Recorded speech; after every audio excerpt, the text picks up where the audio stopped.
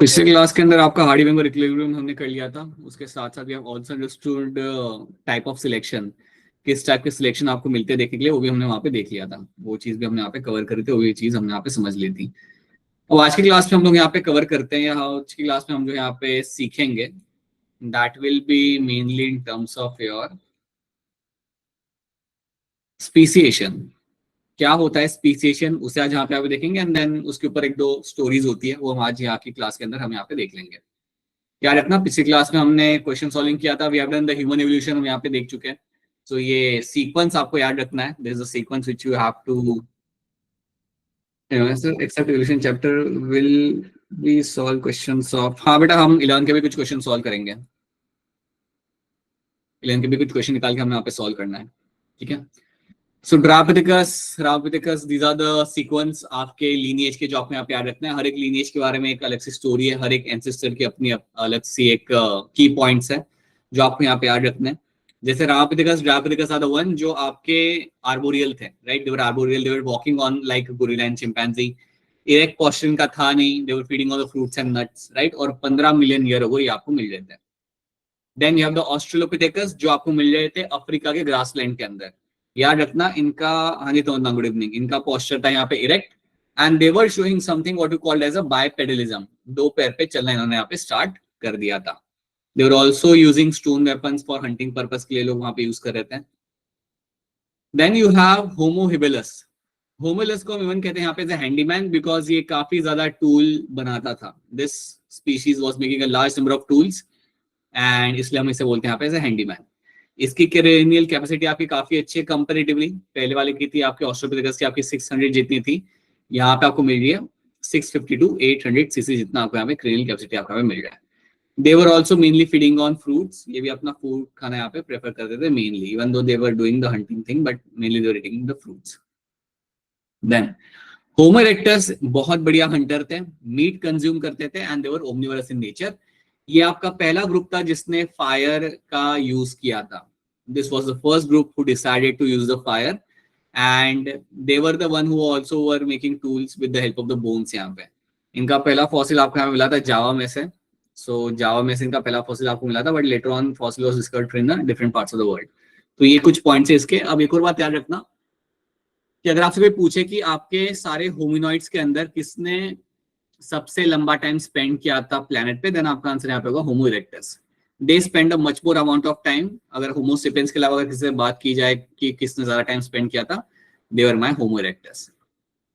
Then you have Neanderthal. Neanderthal जब भी आपके सामने आएगा याद रखना ये आपकी पॉपुलेशन आपको मिली थी सबसे पहले, इसका आपको फॉसिल मिला था यूरोप के जर्मनी में।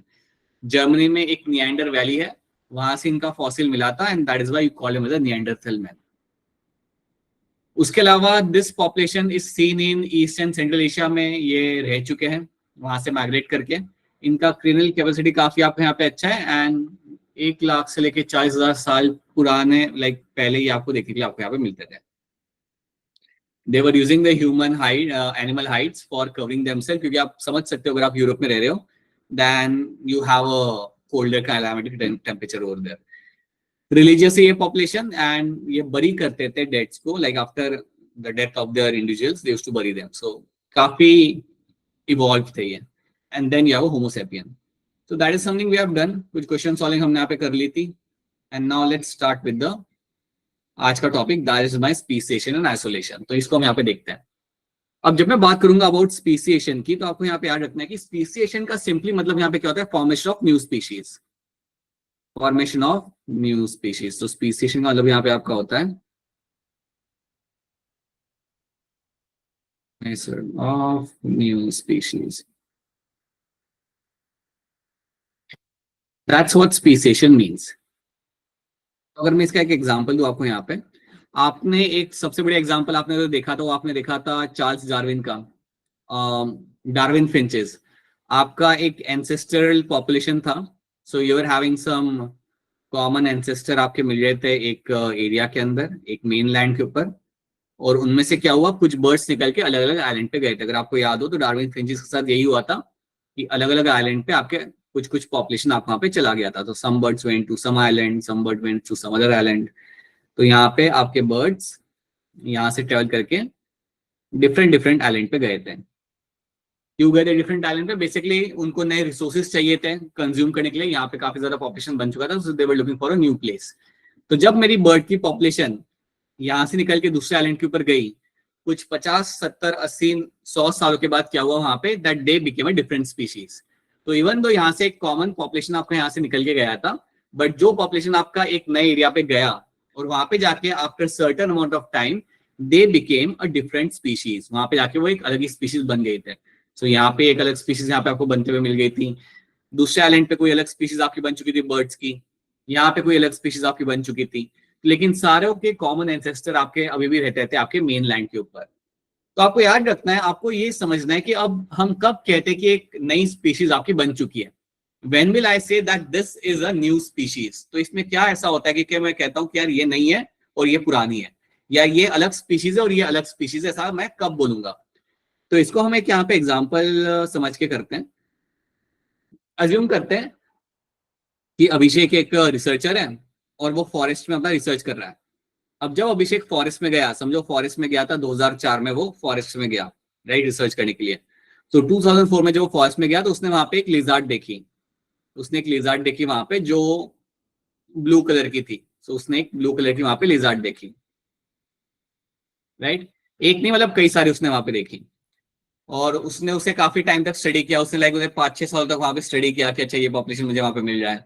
फिर उसके बाद लगभग 40 ईयर्स के बाद अगर अभिषेक वापस उस फॉरेस्ट में जाता है तो उसे वहां पे क्या दिखता है, वो ब्लू लिजार्ड तो है वहां पे, लेकिन उसके साथ साथ कोई नई टाइप की लिजार्ड भी वहां पे मुझे देखने के लिए मिल रही है। That is my slightly yellow colour की लिजार्ड भी उसे वहां पे दिख रही है।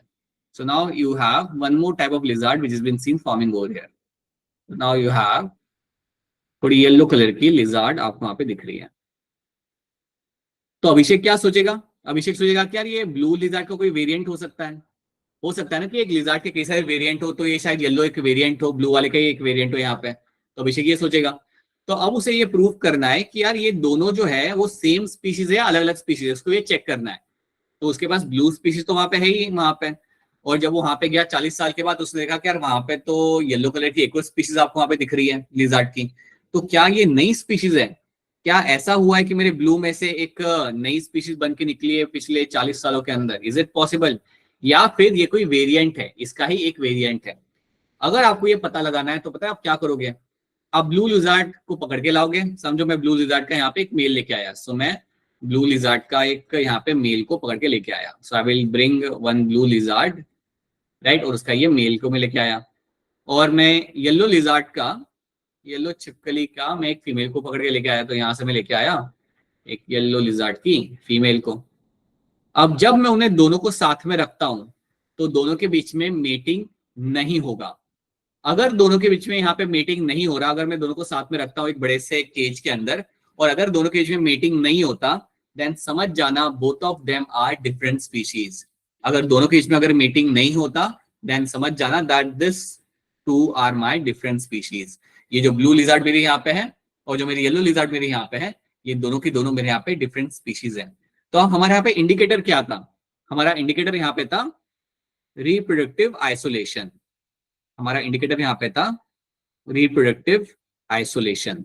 जैसे ही आपका यहाँ पे रिप्रोडक्टिव आइसोलेशन आपको होते हुए दिखता है, दैट मीन्स कि एक स्पीशीज अपने मेंबर्स के साथ ही मेट कर सकती है। मतलब ब्लू वाले के साथ ही मेट करेंगे यहाँ पे, येलो वाली स्पीशीज येलो वाले के साथ ही मेट कर सकती है, येलो स्पीशीज ब्लू वाले के साथ यहाँ पे मेट नहीं कर सकती। अगर आपको ये देखने के लिए मिल जाए, if you can see the reproductive isolation, then you will say कि हाँ जो येलो है मेरा यहाँ पे, ये एक मेरा नया स्पीशीज है। It is not a variant, ये एक मेरी नई स्पीशीज मुझे यहाँ पे देखने के लिए मुझे मिल रही है। And that is what you have to understand कि जब भी आप स्पीसिएशन की बात करते हो तो एक सबसे स्ट्रॉन्ग इंडिकेटर आपके यहाँ पे क्या होता है? That is going to be the reproductive isolation. Once you see a reproductive isolation between two individuals, तो समझ जाना कि दोनों अलग अलग स्पीशीज है वहां पे, both of them are my different species. अगर ऐसा होता ना कि अभिषेक इनको लेके आता, रखता गार्डन में और दोनों के बीच में मीटिंग होता, एग्स लेकर थे वो, then he could have said कि नहीं यार वो तो वेरिएंट था, दोनों सेम ही स्पीशीज है, बट उसका बस एक वेरिएंट था, ब्लू वाले का एक वेरिएंट येलो भी होता है, and both of them are same species. But ऐसा नहीं होगा if they are two different species. तो ये चीज आपको यहाँ पे समझनी। इसका मैं आपको एक एग्जाम्पल यहाँ पे दिखाता हूँ। सी, ये पैरट आपने अपने घर के आसपास देखा होगा, दिल्ली वालों ने भी देखा होगा और हिमाचल वालों ने देखा, हिमाचल वालों ने तो ये वाला भी देखा होगा फॉर श्योर, जिसके ऊपर ये पर्पल Yes, पैच है ना, ये यस सर, देखा है। Yes, sir. Yes sir. Good. Yes, sir. ये यस ज्यादा सर। कॉमनली में एलेक्जेंड्रियन इतना कॉमनली नहीं दिखता। हाँ जी प्रतिमा, अच्छा नहीं ओके। सो ये इतना मतलब इतना वो कॉमनली आपको दिल्ली में नहीं दिखता, ये राइट वाला। तो अब दोनों अगर देखोगे आप तो दोनों ग्रीन कलर के हैं, दोनों का साइज भी लगभग सेम होता है, but you can see there are some differences over there, you can very clearly see कि इसमें डिफरेंसेस है। Okay, you can clearly see the difference कि इसमें पर्पल पैच इसके पास नहीं है, you can very clearly see that. अब इसका जो नाम है ना, this is my rosy ring parakeet, this is my rosy ring parakeet, इसको हम कहते हैं रोजी रिंग पैराकीट। और ये जो मेरा यहाँ पे, इसको हम बोलते हैं यहाँ पे एज द एलेक्जेंड्रियन पैराकीट। अब बात ये है कि दोनों इवन आपके लिए तो वो तोता ही है दोनों के दोनों, राइट, बट दोनों आपके अलग अलग स्पीशीज हैं। अगर आप इन दिनों को एक केज में अगर रखते भी हो ना, एक बड़े से केज के अंदर, इन दोनों की जो मीटिंग कभी नहीं होगा। Why? Because both of them are different species. तो उनकी जो मीटिंग क्यों नहीं होगा? Because there is going to be a reproductive isolation. अब क्योंकि इनके बीच में आपका काफी strong, you will have a reproductive isolation, so that is why I can clearly say कि ये मेरे दोनों के दोनों मेरे यहाँ पे अलग स्पीशीज है। So there is going to be reproductive isolation between them, and that is when we will say कि नहीं यार, इवन दो दोनों सेम ही कलर के हैं, बट नहीं, दोनों के दोनों यहाँ पे आपके अलग स्पीशीज हैं। कभी ऐसा नहीं होता कि you will find both of them showing courtship display और मीटिंग होते हुए आपको कभी नहीं मिलेगा। So that is something you have to understand. So ये repetitive isolation is a very key indicator कि दो अलग अलग स्पीशीज आप कैसे आइडेंटिफाई कर सकते हो। और याद रखना, speciation is nothing but my formation of new species. और वैसे लाइक हर 2-4 दिन में नहीं हो रहा होता, it takes time. Formation of new species is something which takes long amount of time, but आपको हमेशा मिल सकती है नई स्पीशीज बनते हुए। अगर मैं इंडिया की बात करूं, अगर आपको इंडिया में कोई नई स्पीशीज ढूंढनी है ना, तो आपके लिए सबसे बढ़िया 2 लोकेशंस होते हैं। एक होता है आपका वेस्टर्न घाट्स, वेस्टर्न घाट्स में अगर आपको भी जाते हो तो काफी लाइकली चांस है कि आपको रेप्टाइल्स, मतलब आपके एम्फीबियंस या रेप्टाइल्स की कोई नई स्पीशीज आपको पे मिल सकती है। और दूसरी लोकेशन है आपकी यहाँ पे north east India. North east मतलब Meghalaya, Assam, Mizoram, Nagaland, Arunachal Pradesh, north east belt. तो नॉर्थ ईस्ट बेल्ट के अगर आप जाओ, जिसे हम इवन कहते हैं एज ईस्टर्न हिमालयास, अगर आप वहां पे जाते हो तो काफी लाइकली चांस है कि आपको कोई नई स्पीशीज वहां पे मिल जाए, बिकॉज ये काफी डेंस एरियाज है दोनों के दोनों।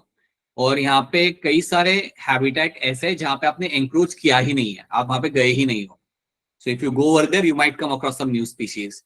और हर साल आपको वहां से कुछ ना कुछ मिलता ही है, कोई बर्ड मिलता है, कोई फ्रॉग मिलता है, कोई स्नेक मिलता है, राइट, दैट ऑलवेज हैपन। ठीक है, so that's something you have to understand. I hope ये बात आपको यहाँ पे समझ आ रही है। So this is my speciation, and याद रखना how you differentiate between the 2 species. और याद रखना 2 अलग अलग स्पीशीज जनरली मीटिंग नहीं करते। अब आप यहाँ पे एक आर्गुमेंट कर सकते हो, आपका एक आर्गुमेंट यहाँ पे आ सकता है। आर्गुमेंट आपका यहाँ पे ये होगा कि सर हमने एक एनिमल का नाम सुना है जिसका नाम है liger. Liger is a mix breed of tiger and lion. So tiger and lion को जब हमने यहाँ पे मीटिंग कराया था तो हमें यहाँ पे लाइगर मिला था। तो आपका ये सवाल आ सकता है कि सर ये फिर कैसे हुआ। अब लाइगर जो आपने यहाँ पे बना था, याद रखना ये बना था आपका कैप्टिविटी के अंदर। सो कैप्टिविटी के अंदर we have seen that there is a possibility of meeting between the 2 animals, meeting between the 2 different species. Tiger अलग है, लेपर्ड अलग है, आपका वो दोनों आपके यहाँ पे अलग अलग स्पीशीज है आपके यहाँ पे। और लाइगर जब आपका बनाया गया था तो आपका कैप्टिविटी के अंदर बनाया गया था, और कैप्टिविटी के अंदर ये चीजें हो सकती है but not in the real world. ठीक है, right Misba, these are also tigon, mule are also be example.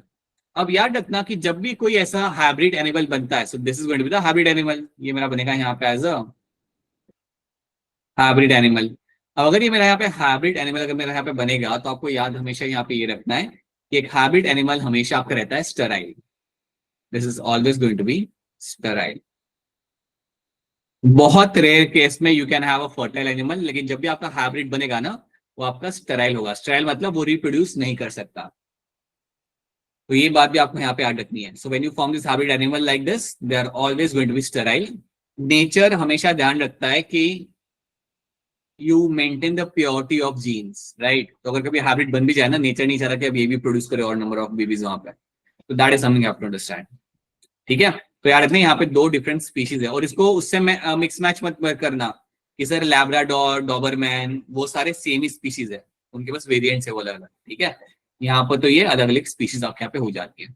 So that is something you have to understand. I hope ये बात आपको यहाँ पे समझ आ रही है। I hope it's clear to all of you now.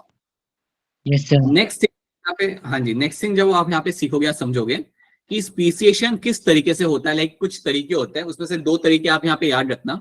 एक आपका होता है जिसे हम कहते हैं as allopatric speciation. One is my allopatric speciation. इसको हम फटाफट यहाँ पे देख लेते हैं। What is my allopatric speciation? Allopatric speciation में यहाँ पे आपका क्या होगा, दैट अज्यूम करो, एग्जांपल मैं आपको देता हूँ। यहाँ पे एक बड़ा सा पहाड़ है, या वो बिग माउंटेन ओवर हियर, ठीक है। और माउंटेन के ऊपर आपको क्या मिल रहा है, आपके पास स्क्विरल की एक पॉपुलेशन आपको मिल रही है। So you have some population of squirrel living on the mountain. तो ये आपकी पॉपुलेशन है स्क्विरल की, उसको हम बोलते हैं यहाँ पे एज स्पीशीज ए, राइट। तो ये पॉपुलेशन मेरे यहाँ पे स्पीशीज ए नाम की यहाँ पे पॉपुलेशन है, जो मेरे यहाँ पे माउंटेन के ऊपर रह रही है। सब लोग हैप्पीली यहाँ पे रह रहे हैं। These are my squirrels, these are my squirrels over here, right. अब होता क्या है कि आपके प्लैनेट पे आता है अर्थक्वेक। प्लैनेट पे आया अर्थक्वेक, कुछ तो भी टेक्टोनिक मूवमेंट आपका वहां पे हुआ, और ये पहाड़ आपका यहाँ पे ब्रेक हो जाएगा और ये दोनों अलग हो जाएंगे। सो जैसे आपके यहाँ पे टेक्टोनिक मूवमेंट हुआ, जैसे आपके यहाँ पे अर्थक्वेक आया, सो व्हाट विल हैपन कि आपका ये जो पहाड़ है ये आपका यहाँ पे अलग हो जाएगा, ये आपका टूट जाएगा। तो यहाँ पे क्या कंडीशन यहाँ पे बन गई कि जैसे ही मेरा यहाँ पे अर्थक्वेक आया, तो यहाँ पे ये जो पहाड़ था ये थोड़ा सा ब्रेक हो गया। कैसे ब्रेक हुआ? ब्रेक कुछ ऐसा हुआ कि इसके 2 अलग अलग टुकड़े हो गए। ये यहाँ पे अलग हो गया, एंड ये यहाँ पे आपका पहाड़, दूसरा पहाड़ यहाँ पे आपका अलग हो गया, ठीक है। So this has happened over there. अब क्योंकि आपके दोनों पहाड़ यहाँ पे अलग हो गए, बीच में बहुत बड़ा गैप आ गया, और इनको हटाते हैं हम लोग, ऐसे हवा में नहीं खड़े हैं, यहाँ पे गैप आ गया। अब जैसे ही आपके दोनों पहाड़ अलग हो गए, तो आप ये बात समझो कि पहले आपके पास स्क्विरल की एक ही पॉपुलेशन थी, अब आपके पास 2 पॉपुलेशन आपके पास बन चुकी है तो सेम ही, लेकिन both of them have separated from each other. Simple सी बात है बेटा, जो पॉपुलेशन राइट हैंड साइड के ऊपर है वो लेफ्ट में नहीं जा सकता, और जो लेफ्ट पे है वो राइट में नहीं आ सकता। ये पॉपुलेशन यहाँ पे नहीं जा सकता, और ये वाला पॉपुलेशन आपका राइट में नहीं आ सकता।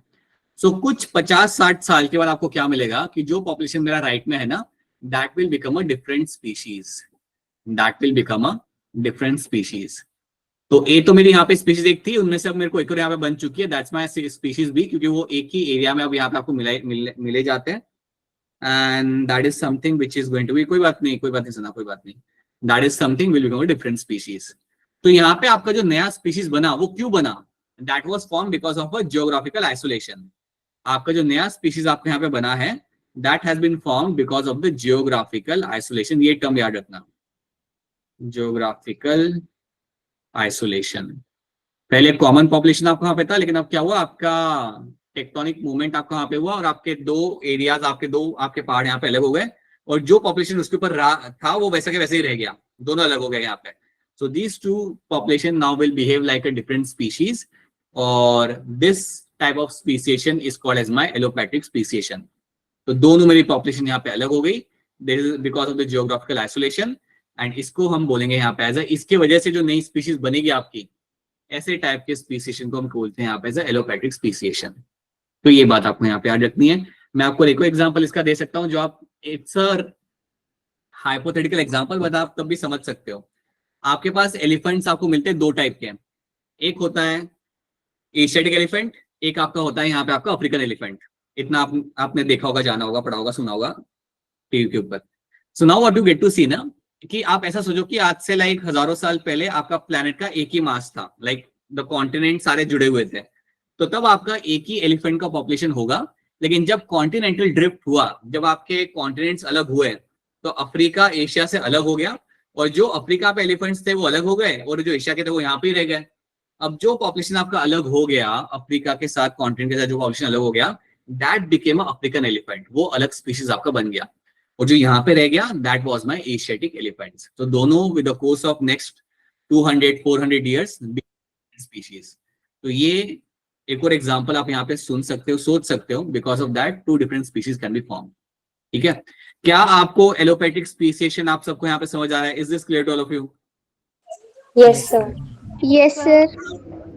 आई होप इसको लेके कोई यहाँ पे कंसर्न नहीं है। So that is what you find happening in this. इसकी डेफिनेशन आप यहाँ पे देख लो, देखना चाहो तो। Allopatric speciation, when a population formerly continuous in range splits into 2 or more geographical isolated population and forms a new species. तो दोनों split हो गई, right, because of the geographical isolation, and this mode of speciation is called as my allopathic speciation. तो ये बात आपको यहाँ पे ऐड रखनी है. दूसरा है आपका सिम्पैट्रिक. सिम्पैट्रिक को मैं आपको सिंपल तरीके से आप बताता हूँ, ये ज्यादा इसमें ज्यादा कुछ हो नहीं रहा. I will tell you one thing what is happening in this. Assume that आपके पास है एक स्पीशीज प्लांट्स की, तो आपके एरिया में आपके यहाँ पे ऐसे प्लांट्स आपके ग्रो कर रहे हैं, ठीक है. अब इन प्लांट्स में से क्या हुआ, आप जानते हो एक चीज कि प्लांट्स के अंदर पॉलीप्लॉइडी काफी कॉमन होता है. आपको ये बात मैंने आपको पहले बताई थी कि प्लांट्स के अंदर याद रखना कि polyploidy is very common. So polyploidy आपको प्लांट्स के अंदर देखने के लिए मिल जाता है. तो यहाँ पे क्या होगा कि आपके पास यहाँ पे जो कुछ प्लांट्स है उनमें से कुछ नए प्लांट्स बने, और वो नए प्लांट्स जो थे आपके बने इनमें से, उनके पास थे some different number of chromosomes. उनके पास थे कुछ अलग टाइप के क्रोमोसोम, उनके पास कुछ एक्स्ट्रा नंबर ऑफ क्रोमोसोम्स आपके पास वहां पे थे. अब ये जो प्लांट्स जो बने जिनके पास एक्स्ट्रा नंबर ऑफ क्रोमोसोम थे, उन्होंने रिप्रोड्यूस करना चालू किया और इनका नंबर अब वहां पे बढ़ने लगा, और जितने भी इनके प्रोजेनी बन रहे थे, all of them were having the same number of chromosome they were having. तो इनका अब नया एक पॉपुलेशन बन रहा है यहाँ पे, and they have a different number of chromosome than the real population. तो यहाँ पे कोई आपका ज्योग्राफिकल आइसोलेशन नहीं आया, यहाँ पे कोई ज्योग्राफिकल आइसोलेशन आपका यहाँ पे आया नहीं, और उसके बिना भी you can see that your new species has been found. ये जो नई जो आपके पॉपुलेशन आपको मिल रही है which has a different sets of chromosome, लगभग 50, 60, 100 साल के बाद what will happen, they will ultimately become so different from green one कि इनको मैं बोलना पड़ेगा एज अ न्यू स्पीशीज. ये इतने अलग हो जाएंगे अपने ग्रीन पॉपुलेशन से that they can be called as my new species. अब सिर्फ अलग होना क्रोमोसोम नंबर के ऊपर एक बात नहीं है, उनका बिहेवियर भी चेंज हो जाएगा. बिहेवियर इन द सेंस कि जिस टाइम पे ग्रीन वाले एक्टिव होते होंगे फोटोसिंथेसिस के लिए, वो टाइम पे इतने एक्टिव नहीं होते होंगे. जिस महीने में इनके अंदर फ्लावरिंग होता होगा, इनमें किसी और महीने में होता होगा फ्लावरिंग, तो ऐसे उनके अंदर डिफरेंसेस आते जाएंगे slowly, and they will become a different species. तो ये बात याद रखना कि यहाँ पे आपका अभी स्पीसिएशन आपका यहाँ पे हो रहा है, बट यहाँ पे हो रहा है without any kind of geographical barrier. बिना कोई ज्योग्राफिकल बैरियर के आपके यहाँ पे स्पीसिएशन आपके यहाँ पे हो रहा है. इसको हम बोलते हैं यहाँ पे एज अ सिम्पैट्रिक स्पीसिएशन. इसको हम बोलते हैं यहाँ पे as a sympatric speciation. Sympatric में आपको याद बस इतना रखना बेटा कि यहाँ पे आपका कोई ज्योग्राफिकल बैरियर नहीं आ रहा, आपकी मेन पॉपुलेशन में से एक दूसरा पॉपुलेशन आपको बन के निकल के आ जाएगा, and that will become a different species. अब आप सोचोगे कि सर यहाँ पे ये स्पीसीशन हम यहाँ पे देख रहे हैं सिम्पैट्रिक, एलोपैट्रिक, हमें जनरली तो एनसीईआरटी में ऐसा कुछ हमने देखा नहीं है, बट याद रखना ये टर्म्स आपके सामने आ सकते हैं as the match the following. आपके सामने टर्म्स आ सकते हैं, या you can find this terms coming as a in one of the statement. अगर 4 स्टेटमेंट तो ये स्टेटमेंट के अंदर आपका एक टर्म ये आपका आ सकता है, क्योंकि ये 2 टर्म्स पहले भी देखे गए कि आपके कई बार पेपर में आपको दिख जाते हैं. शायद डायरेक्ट क्वेश्चन आपका ना आए, but you can find them in match the following और you can find them in a sentence. तो याद रखना you have a sympatric and you have a allopatric speciation. So ये 2 टर्म्स आपको यहाँ पे याद रखना है. You can see the definition over here, ठीक है. In the second speciation mode, a subpopulation becomes reproductively isolated in the midst of its parent population. Parent population के बीच में से एक नई population आपकी निकली और वो आपकी हो जाएगी यहाँ पे reproductively isolated, and that is nothing but my sympatric speciation, right? It's a speciation, formation of a species within a single population without geographical isolation. बिना किसी isolation के ये population आपके यहाँ पे बन के आ चुका है. क्या ये वाला term आप सबको यहाँ पे समझ आ रहा है? Is the term clear to all of you? Yes, Yes, sir. Yes, sir. Alright, so this is what you find happening. This is my sympatric speciation यहाँ पे. तो ये 2 terms आप यहाँ पे याद रखना, and this has to be the last thing in this topic, right? इतना चीजों को अगर आप ध्यान से पढ़ते हो, क्वेश्चन सॉल्व करते हो, ग्रिप बनाते हो टॉपिक के ऊपर, देन आपको दिक्कत नहीं आएगी कभी भी यहाँ से क्वेश्चन सॉल्व करने में. अब आपके सामने यहाँ पे एक सवाल आ चुका है. सवाल देख के समझ आ रहा होगा, this is a question based on Hardy Weinberg principle, right? बड़ा आसान सवाल है. आपको मैंने हमेशा से बताया था, वैसा कोई सवाल है आपको पैनिक नहीं करना है. You have to look for a population which is going to be homozygous recessive. ये पॉपुलेशन यहाँ पे कितने हैं, कौन सी है और उसका नंबर क्या है वो पता लगा लो, बाकी सब आपका हो जाएगा. You will find the allele frequency, you will find the genotype frequency. तो चलिए देखिए और बताइए इसमें आपका क्या आंसर निकल के आ सकता है. Tell me how this can be done. खुद से करोगे या मैं आपको करके दूं? खुद से कर सकते हो या you want help over here? खुद से करेंगे सर. बस अभिषेक, बाकी लोगों ने कुछ बोला ही नहीं. अभिषेक बाकी लोग है ना तुम्हें ढूंढेंगे किसी कर दिन। लेंगे सर। बाकी पॉपुलेशन है ना, किसी दिन पता लगाएंगे अभिषेक कहाँ रहता है, खुद से कर लेंगे हैं, कर रहे थे ना सर वहां पे, दिमाग दौड़ाना है। अरे देखो यार, देखो फटाफट देखो, ट्राई करो, सिंपल है, इट्स अ सिंपल क्वेश्चन, बहुत कुछ खास है नहीं। वैल्यूज यहाँ पे देके रखे हुए इन लोगों ने आपके सामने, they have given you the values, you can do by yourself, but मैं थोड़ी हेल्प कर ही देता हूँ क्योंकि आप कुछ बोल ही नहीं रहे, करनी पड़ेगी। सी, लिजार्ड के कलरेशन की यहाँ पे बात, लिजार्ड के ऊपर जो स्केल्स होते हैं उनके कलरेशन की यहाँ पे बात की जा रही है, right. Green scales are dominant over the blue scales, यहाँ पे मेंशन किया कि ग्रीन स्केल्स डोमिनेंट होते हैं ब्लू स्केल्स के ऊपर। अब देखो यहाँ पे क्या मेंशन किया हुआ, 1024 इंडिविजुअल्स विद जीनोटाइप जीजी, ठीक है, तो इतने इंडिविजुअल्स मेरे पास यहाँ पे है 1024 वाले, जिसका जीनोटाइप आपका यहाँ पे होगा जीजी करके, right. 512 individuals with genotype is going to be my capital G small G, heterozygous है मेरे यहाँ पे, कितने मेरे यहाँ पे 512 है मेरे यहाँ पे, capital G small G, and 64 individuals आपके यहाँ पे है विद जीनोटाइप स्मॉल जी, तो 64 इंडिविजुअल्स आपको यहाँ पे ऐसे मिलेंगे जिनका जीनोटाइप आपका यहाँ पे होगा ये। अब अगर आपको याद हो तो मैंने आपको बताया था कि अगर आपको पॉपुलेशन देके रखा हुआ है तो आपको फोकस करना है हमेशा अपने होमोजाइगस रिसेसिव के ऊपर, क्योंकि वही आपको आपके आंसर की तरफ लेके जाएगा। So now let's have a look कि आपको यहाँ पे क्या होगा। सो now you have this population 64 जीजी, that is my homozygous recessive. तो अब पहले आप इसका करो टोटल पॉपुलेशन मेरा यहाँ पे कितना है। अभिषेक निकाल लिया आपने? अभिषेक मुझे बताओ, P plus Q is equal to 1 होता है, आपने क्यू निकाला होगा, क्यू का वैल्यू आपका क्या आ रहा है सर 2। 2 आ रहा है। अभिषेक डांट Sir, खाने का तरीका 0.25. आपका 0.25 02 आ रही है मेरी तो। सर 0.2 आ रही है सर। पॉइंट हो गई ना, Yes, sir, 0.2 आ रही है। वही अगेन सडनली 0.25 आ रहा था बीच में, ठीक है, ऑलराइट। अगर आप क्यू निकाल पा रहे हो यहाँ पे, अगर आप ना, जो सुन के मुझे काफी अच्छा लग रहा है, अगर आपने निकल जाए 0.2 तो आपका वो सही है। और एक बार क्यू निकल गया तो आपका पी निकल के क्या आएगा? 0.8 सर। 0.8. 0.8। बहुत बढ़िया। सो नाउ व्हाट, बाकियों को बताते हो इन्होंने यहाँ पे क्या किया। सो पी इक्वल्स टू 1 होता है, आपको क्या करना है, आपका होमोजाइगस रिसेसिव का नंबर आपको यहाँ पे लेना है और इसको आपको डिवाइड करना है टोटल पॉपुलेशन के साथ। तो टोटल पॉपुलेशन अगर आप इसे काउंट करोगे so it will be around 1600, it is going to be 1600, right. तो जब आप इसको यहाँ पे आप डिवाइड करते हो तो आई थिंक आपका जो यहाँ पे आंसर निकल के आएगा दैट्स गोइंग टू बी 0.04। अब 0.04 जो आपका निकल के आएगा that has to be your Q square, ये आपका यहाँ पे होगा आपका क्यू स्क्वायर। आपको क्यू स्क्वायर की वैल्यू आपके यहाँ पे मिल चुकी है। अब क्यू स्क्वायर की वैल्यू में से अगर मुझे क्यू पता लगाना होगा तो मैं इसका करूंगा यहाँ पे अंडर रूट, इसका मैं यहाँ पे अंडर रूट करूंगा। तो जब मैं इसका अंडर रूट करता हूँ मुझे यहाँ पे क्या मिलेगा, I will get a value of Q जो मेरे यहाँ पे होगा 0.2। बस ये आपने पता लगा लिया, आपको पी का वैल्यू ऐसे पता चल जाता है बस, क्योंकि आप जानते हो P plus Q is equal to 1, so मेरा पी होगा यहाँ पे 0.8।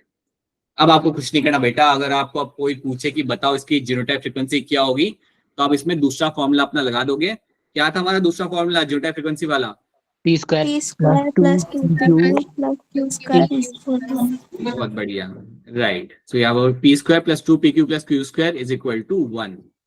इसके अंदर अपना यहाँ पे वैल्यू लगा दो, so will have your point what you have 0.8 whole square plus 2 into 0.8 into 0.2 plus 0.2 whole square, right. अब जो इसका आपका वैल्यू निकल के आता है that is going to be the genotype value, जो जीनोटाइपिक फ्रीक्वेंसी जो आप ऑलरेडी आप सीख चुके हो। तो आई होप यार इसी तरीके से क्वेश्चन सॉल्व करना है बेटा। अगर कोई क्वेश्चन आ रहा है then please don't get panic मत हो इस क्वेश्चन को लेकर, बहुत आसान सवाल है। जितना दिखाया हुआ है ना कि इतना बड़ा क्वेश्चन है उसमें ज्यादा कुछ है नहीं करने के लिए, you will do that, right. ठीक है चलो, अब यहां से बताओ इनका आंसर क्या होगा हैंड रेज करके। कोकरवेट्स बिलोंग टू विच कैटेगरी? कोकरवेट्स आपके यहाँ पे कौन से कैटेगरी को बिलोंग करते हैं? ध्यान से देखो and give me the correct answer for this. Muskan क्या लग रहा है?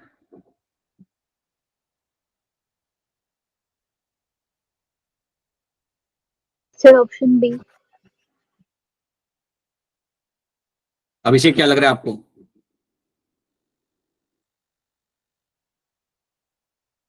अभिषेक कुछ नहीं बोल रहा। पूजा बताइए क्या होगा इसका आंसर? Sir, option C. ये आपने ऑप्शन सी क्यों बोला?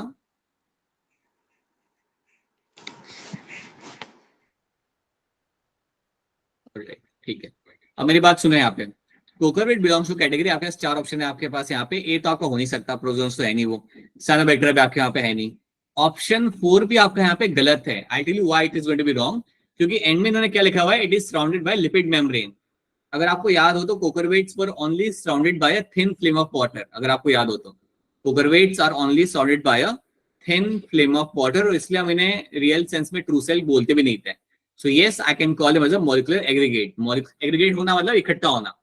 तो यहाँ पे कई सारे ऑर्गेनिक मॉलिक्यूल्स आपको हमें मिल जाएंगे। You will find number of organic molecules will be seen and they are surrounded by a thin film of water. तो इसलिए ऑप्शन 3 बनेगा यहाँ पे एज अ करेक्ट आंसर। याद रखना, ऑप्शन 4 इसलिए नहीं बनेगा बिकॉज यहाँ पे लिखा हुआ इन्होंने लिपिड मेम्ब्रेन से वो सराउंड होते हैं, ऐसा नहीं होता। Coacervates are been surrounded by a thin film of water.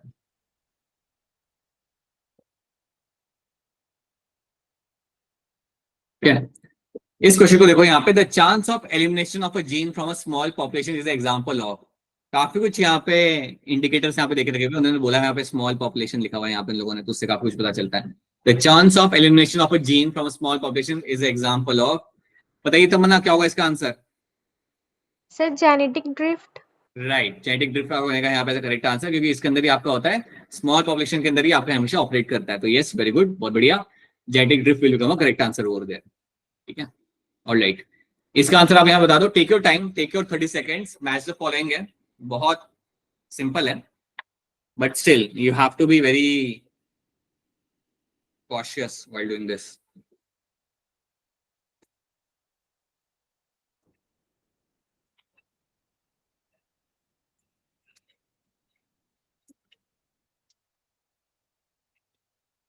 Ashwini, क्या लग रहा है? सर ऑप्शन ए। अश्वानी यहाँ पे ऑप्शन ए कह रहे हैं। एक और हम आंसर ले लेते हैं यहाँ पे। मुस्कान कुमारी, क्या लग रहा है आपको? सर ऑप्शन ए। राइट, और ऑप्शन ए आपका यहाँ पे सही आंसर है। डार्विन का यहाँ पे आपका मैच हो जाएगा आपके यहाँ पे ओरिजिन ऑफ स्पीशीज आर के साथ। डेवरीज आप जानते हो, उन्होंने आपको दी थी आपके यहाँ पे हुगोवे like mutation theory. And Pasteur ने आपका यहाँ पे किया था आपका स्वान नेक एक्सपेरिमेंट, अगर आपको याद हो तो ये हमने पढ़ा था, जहां पे उन्होंने वो फर्मेंटेड ईस्ट रखे, सॉरी उन्होंने वहां पे ईस्ट रखे थे किल करके। That's very Pasteur, and then you have your Fox, Sydney Fox, अगर आपको याद हो तो इन्होंने बताया था माइक्रोस्फीयर के बारे में। So that is my protobiosis. So yes, option A becomes my correct answer. Potato, sweet potato, जो आपके यहाँ पे दो टर्म्स हैं, इनको लेकर फटाफट बताओ कि कौन सा सही आंसर यहाँ पे निकल के आएगा। क्वेश्चन नंबर 10 बताओ, प्रिंस बताओ क्या होगा इसका आंसर? सर ए। प्रिंस, जल्दबाजी में आंसर नहीं देना होता। बताओ हिम्मत सिंह। Sir B. हिम्मत सिंह बी कह रहा है यहाँ पे। एक आंसर लेते फटाफट। कोमल शर्मा बताइए। Sir option B. Alright, so Komal Sharma मुझे बताइए, आप कह रहे हो कि यहाँ पे ऑप्शन बी है, have edible parts which are analogous organs. इनके पास एडिबल पार्ट्स होते हैं and they are my analogous organs over there. ठीक है, आपकी बात यहाँ पे सही है, दे आर एडिबल पार्ट्स और इन ये होते हैं आपके एनालोगस ऑर्गन्स होते हैं। That's a true thing.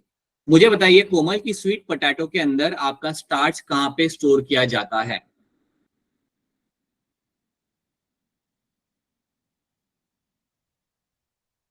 Roots में या स्टेम में? सर रूट्स में किया जाता है, बिल्कुल सही, रूट्स में किया जाता है। और पोटैटो में आपका क्या रहा जाता है? आपका स्टेम के अंदर। ठीक है, ऑलराइट, तो एक काम करते हैं, I will just keep this question aside right now. Will jump on to some questions of the 11th grade के कुछ क्वेश्चन सॉल्व करते हैं। ठीक है, पहले हम ये कर लेते हैं। So let's have a look in this now. So अभी आपके सामने 11th ग्रेड के कुछ क्वेश्चन है, बिकॉज कल आपका एमटी है, so that is why we are solving some questions over here. So cnidocytes are found in, cnidocyte कहाँ पे आपको देखने के लिए मिलते हैं? Raise your hand and give me the correct answer for this. So बताइए मुस्कान, कहाँ पे मिलेंगे मुझे cnidocytes? Sir option B. Option B आप यहाँ पे कर रहे हो and that is going to be correct answer. बिल्कुल, निडोसाइट्स आपको मिलेंगे आपके निडीरियंस के अंदर and they are the like cells which are actually going to be helpful in offence and defence. इसको यूज करेगा मेरा यहाँ पे हाइड्रा या जेलीफिश, जिसके थ्रू अपने आप को प्रोटेक्ट कर सकता है, जिसके थ्रू चीजों को कैप्चर कर सकता है। So that is something use for my offence and defence. इसको हम यूज करते हैं ऑफेंस के लिए एंड डिफेंस के लिए। ऑलराइट, ठीक है। स्टेटमेंट को ध्यान से देखो, ये स्टेटमेंट क्या बता रही है, विच what is the term and what it is defining right now. When any plane passing through the central axis of the body divides the organism into two identical halves, the organism is called as. So बताइए किसका definition यहाँ पे बन के आएगा। Take your time and give me the correct answer. When any plane passing through a central axis of the body, कोई भी plane। Anshika Sharma क्या लग रहा है? Sir B option. बैटमैन वाला बी कह रहे हो आप? Yes sir Batman. दीप्ति आपको क्या लग रहा है? सर ऑप्शन ए। ऑप्शन लग रहा है दीप्ति को, and I just one more answer. चलिए प्रतिमा आप बताइए। Option A. ऑप्शन ए बनेगा यहाँ पे correct answer. Yes, that's my radial symmetry. देखो, when any plane passing through central axis, so आपका अगर कोई एनिमल है और अगर आप उसे कट कर रहे हो किसी भी प्लेन से, बस वो सेंट्रल एक्सिस से पास होना चाहिए। चाहे आप उसे यहाँ से कट करो, आप यहाँ से कट करो, राइट, डजंट मैटर। अगर आप उसे कट कर रहे हो then you will have two equal halves, you will get over there. इसको हम कहते हैं यहाँ पे as a radial symmetry. This is the definition of my radial symmetry. Bilateral के अंदर बेटा आप एक वर्टिकल प्लेन में आप कट करते हो एक सिंगल प्लेन के अंदर, right, then you will get two equal halves. So that is going to be a bilateral symmetry. Okay, from the following select the wrong one. आपके सामने 4 स्टेटमेंट है यहाँ पे, आप इनमें से जो इनकरेक्ट स्टेटमेंट आपके यहाँ पे उसको आप यहाँ पे सिलेक्ट कर दो। So take your time and tell me which is going to be incorrect statement out of this 4.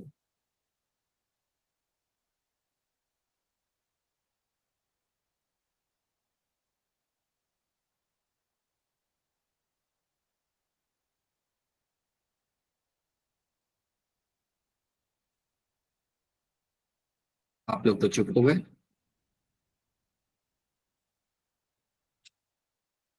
रही मिसबा, बोलिए। Option D. Misbah option D के लिए। दीप्ति आपको क्या लग रहा है?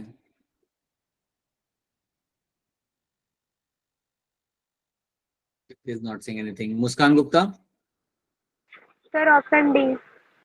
ऑप्शन डी आपका यहाँ पे सही आंसर है। Animals belong to a phylum Porifera are exclusively marine. ये बात आपके यहाँ पे गलत है। आपको फ्रेश वाटर स्पीशीज भी आपको मिल जाते हैं, तो ये स्टेटमेंट आपके यहाँ पे रॉन्ग है, right. You will find fresh water भी आपको पॉलीफेरा आपके यहाँ पे मिल सकते हैं। सो you can also have fresh water examples भी आपके यहाँ पे मिल सकते हैं। फ्रेश वाटर एग्जाम्पल भी आपके यहाँ पे मिल सकते हैं। आपको याद रखना है कि एक्सक्लूसिवली मराइन चीज आपको मिलती है एकानोडर्मिटा के अंदर। एकानोडर्मिटा जहां पे आपको मिलता है आपका स्टारफिश, सी क्यूकम्बर, वो आपका होता है बिल्कुल marine, not Porifera.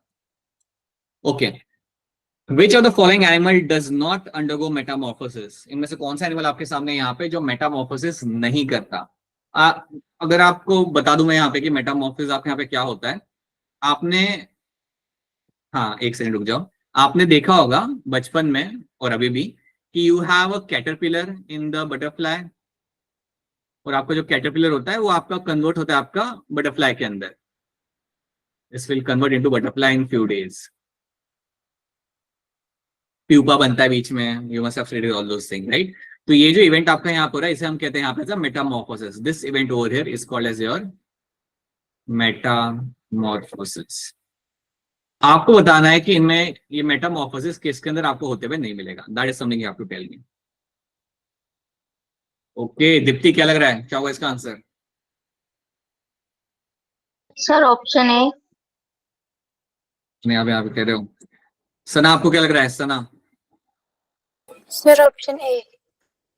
Okay, so yes, option A जो आपका यहाँ पे है वो आपका यहाँ पे सही आंसर है।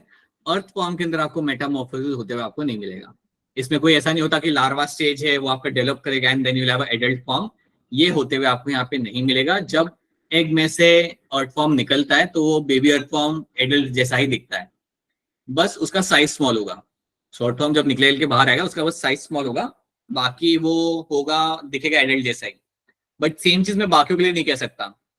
Remaining all the other animal over here, all the example are going to have a larval form.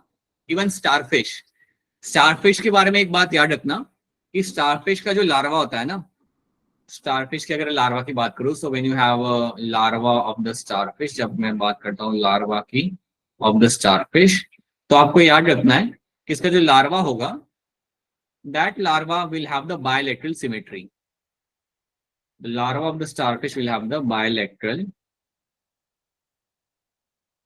symmetry.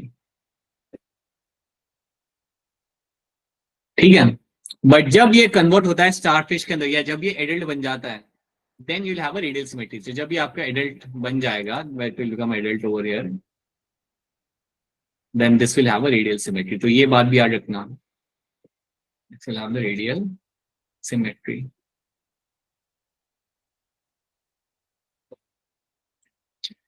तो ये चीज आपको यहाँ पे one thing you have to understand. Which among these is a correct combination of aquatic mammals? इनमें से कौन सा आपका एक करेक्ट कॉम्बिनेशन आपका यहाँ पे है aquatic mammals का? Take your time, take your 30 seconds, and then you can tell me what can be the potential answer in this. क्या लग रहा है सलम इसका आंसर? Sir, option C. सलम की आवाज तो नहीं लग रही थी. और शिखा आपको क्या लग रहा है? Sir, option C. प्रिंस आपको क्या लग रहा है? सर मुझे बी लग रहा है. अरे बी ही है correct answer. You will have whales, dolphins and seal. Seal आपको बताया था ना मैंने थोड़े दिन पहले भी, एक और एग्जांपल है आपको सील का, याद है? कुछ बोला था मैंने, something like your elephant seal. कुछ याद आ रहा है? इसका एग्जांपल मैंने आपको दिया था Yes, sir. जब हमने बात किया था अबाउट माय, अरे रुको तो सही, जब हमने बात किया था अबाउट द बॉटलनेक इफेक्ट, अगर आपको याद होगा तो, कि एलिफेंट सील को मारा जाता था उनके स्किन के लिए, लेदर के लिए. तो सील तो मैमल है बेटा, सील मैमल है. डॉल्फिन और व्हेल तो आप जानते हो, they are all aquatic mammal. So this three are going to be the aquatic mammal over there, and that is why this option B is the correct answer. ऐसे question आप गलत नहीं कर सकते. You can not go wrong with this kind of question. बाकियों के अंदर you will find कि हर एक के अंदर आपके एक फिश डाल के रखी उन लोगों ने, but these three are going to be the mammals over there. So ठीक है. Which of the following feature is not present in phylum Arthropoda? कौन सा फीचर इनमें है जो आर्थ्रोपोडा के अंदर देखने के लिए आपको यहाँ पे नहीं मिलता?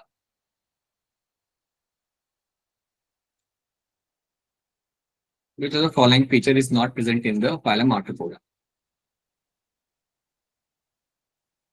All right. क्या लग रहा है अभिषेक, क्या होगा इसका आंसर? मेरे को सर सी लग रहा है.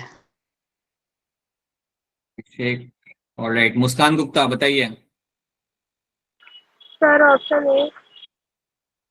यहाँ पे एक है, राइट. एंड प्रियांशी.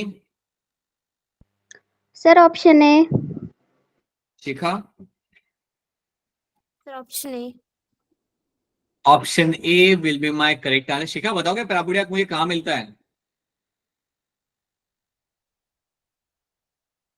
नहीं बताओगे? मुस्कान कुमारी आप बताओगे पैरापोडिया कहाँ मिलता है? सर एनालिट्स में. एनालिट्स में मिलता है, बिल्कुल सही. It will be seen in the annelids. और उसके अंदर भी एक एग्जांपल आपको याद होगा जिसका नाम था नेरिस. याद रखना, उसमें ही आप याद रखना. तो नेरिस नाम का एक एग्जांपल था आपका, which was a marine annelid, और ये पैरापोडिया यूज करके वो करता था स्विम. याद रखना, नेरिस मराइन है आपका एनालिड.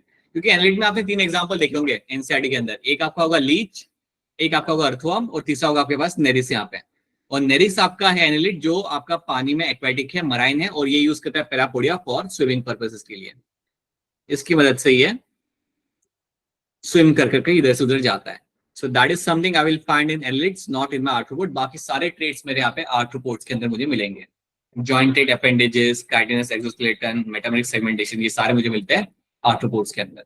अब एक और बात यहाँ पे याद रखना कि आर्थ्रोपोड्स में आपको क्या क्या मिलेगा देखने के लिए. You will have the insects, सारे इंसेक्ट्स आपको यहाँ पे मिल जाएंगे. उसके साथ साथ क्रस्टेशियंस याद रखना. You will also find your crustaceans भी आपके आर्थ्रोपोड्स के अंदर ही आते हैं. क्रस्टेशियंस मतलब you will get to see something like your crab, prawns, ये सब, लॉबस्टर, ये भी उसके अंदर ही आते हैं. इनको आप किसी और ग्रुप में मत डालना.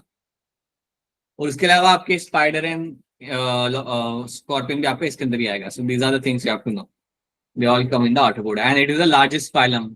सबसे बड़ा फाइलम है आपके एनिमल किंगडम का, वो आपका यहाँ पे arthropoda. Which of the following is a living fossil? इनमें से कौन सा आपका यहाँ पे लिविंग फॉसिल है? Which of them can be called as a living fossil? Take your time, think about this and then tell me the correct answer. थोड़ा सा एक्सप्लेन करना पड़ेगा उसे फिर आप। क्या लग रहा है मिसबा, क्या होगा इसका आंसर? ऑप्शन है। दीप्ति आपको क्या लग रहा है? ऑप्शन। मुझे बस ऑप्शन ही सुनाई दिया, एक बार फिर बोलना।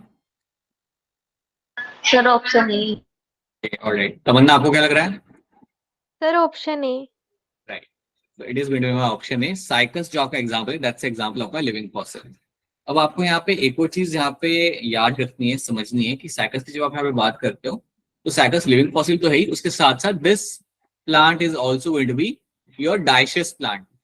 डाइशियस प्लांट मतलब यहाँ पे क्या होगा कि ये जो आपका प्लांट होगा इसके अंदर आपका मेल प्लांट फीमेल प्लांट आपका यहाँ पे अलग होगा। सो will have a male plant आपका यहाँ पे अलग हो जाएगा, will have a male plant which will be different and will have a female plant जो आपका यहाँ पे अलग होता है।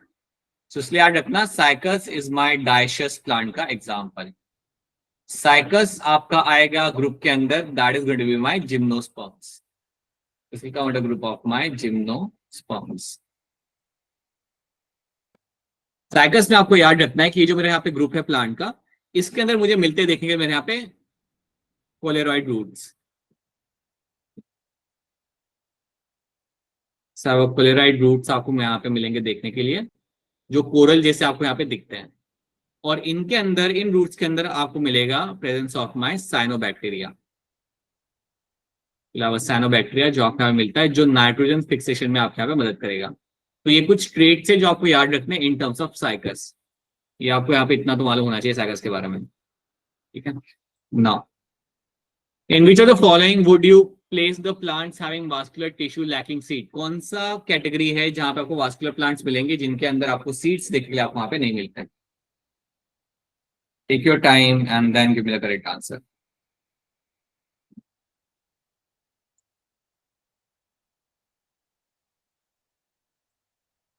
राइट, ठीक है। क्या लग रहा है अंशिका शर्मा आपको इसका आंसर? Sir gymnosperm.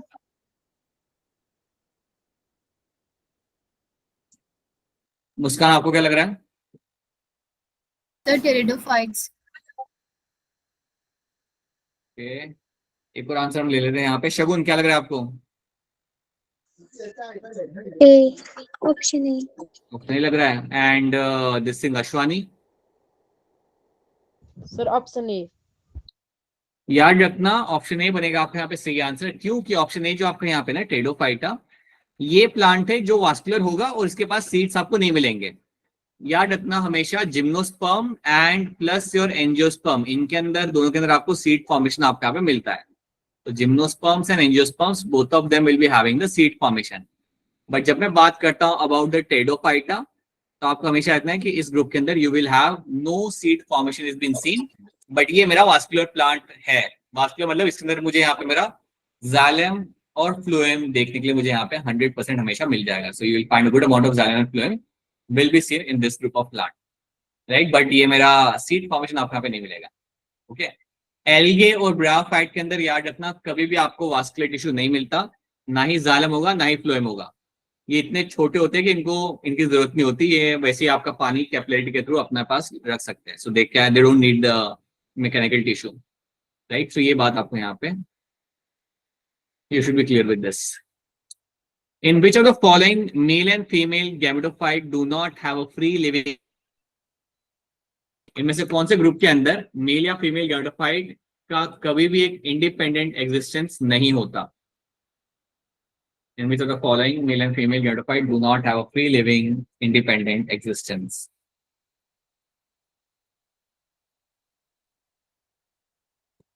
बताइए। चार ऑप्शन आपके सामने हैं यहाँ पे, चारों यहाँ पे उनके जीनस यहाँ पे लिख के रखे हुए हैं। एंड याद करो कौन सा था ऐसा प्लांट का ग्रुप जहां पे आपको नहीं मिलता देखने के लिए फ्रीलिंग गैमेटोफाइट? मिसबा क्या लग रहा है आपको? Option B.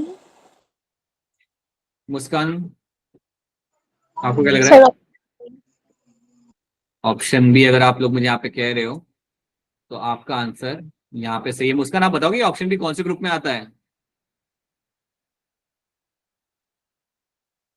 नहीं बताओगे? प्रियांशी आप बताओगे ये सिट्रस प्लांट कौन से ग्रुप के अंदर आता है? This plant will come under the group of your gymnosperms. ये आपका आएगा जिम्नोस्पर्म्स के अंदर। कोई बात नहीं। अच्छा, एक और बात बताना चाहूंगा, जिन लोगों से ये सवाल नहीं हो पा रहे ना, कई सारे बच्चे जिनसे ये सवाल अभी हो नहीं पा रहे, कोई बात नहीं, अभी नहीं हो पा रहे, बाद में हो जाएंगे। इन क्वेश्चंस को ना करने के बेसिस पे अपने आप को जज मत करना हार्शली, यार इन सबसे हो रहा है, मेरे से नहीं हो रहा, please don't do that, right? आ रहा है ठीक है, नहीं आ रहा कोई बात नहीं। When your session will come to the end, you will be able to answer these questions, right? That is something we have to take, the team will take care of. So please बहुत ज्यादा अपने आप को strongly scale मत करना, right? Don't measure yourself very harshly कि yeah, it's not happening with me. Please don't do that. ठीक है? Poneria is going to be your Bryophyte over here. Polytrichum is going to be Bryophyte, and Teres is going to be your Pteridophyta. Okay? तो ये आपका gymnosperm है, और gymnosperms के अंदर कभी भी आपको इंडिपेंडेंट फ्री लिविंग गैमेटोफाइट आपको नहीं मिलता।